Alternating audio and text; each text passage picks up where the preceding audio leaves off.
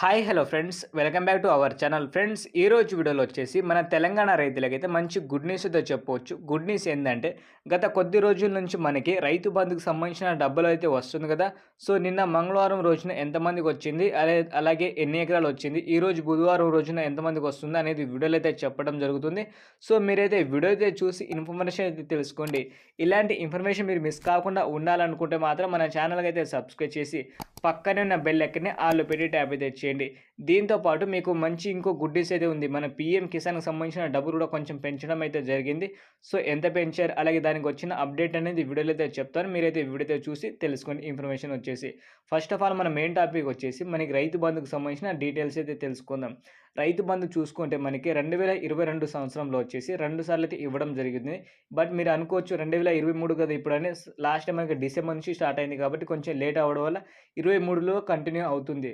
So 2022లో వచ్చేసి first సారి మనకి 6,903 కోట్లయితే release చేయడం జరిగింది.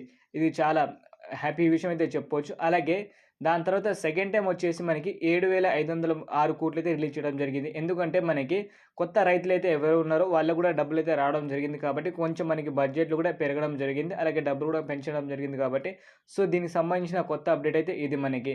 అలాగే నిన్న వచ్చేసి ఎవరికైతే 7 ఎకరాల లోపు ఉంటుందో భూమి వాళ్ళకైతే డబ్బులైతే రావడం అయితే జరిగింది.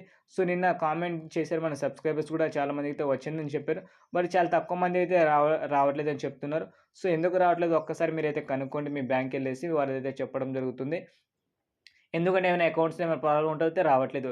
అలాగే చాలా తక్కువ అమౌంట్ అయితే రిలీజ్ చేయడం జరుగుతుంది. ఎందుకంటే 6-7 ఎకరాలకి రావాల్సిన రైతులకైతే అంతకుముందు ఒకే రోజులో ఇవ్వడం జరిగింది. ఇప్పుడు ఏం చేస్తున్నారంటే 3, 4 రోజులైతే పడుతుంది. కొంచెం లేట్ అవుతుంది. సో కొంచెం వెయిట్ చేయండి. ఎందుకంటే ఇంతింత అమౌంట్ అయితే మనకి సీఎం కేసీఆర్ అయితే ఈసారి ఇస్తున్నారు కాబట్టి కొంచెం వెయిట్ అయితే చేయండి ఫ్రెండ్స్. ఎందుకంటే మనకి సంవత్సరానికి వచ్చేసి 15,000 కోట్లు అంటే మామూలు విషయమే కాదు. సో చాలామంది రైతులైతే హ్యాపీగా ఫీల్ అవుతారు.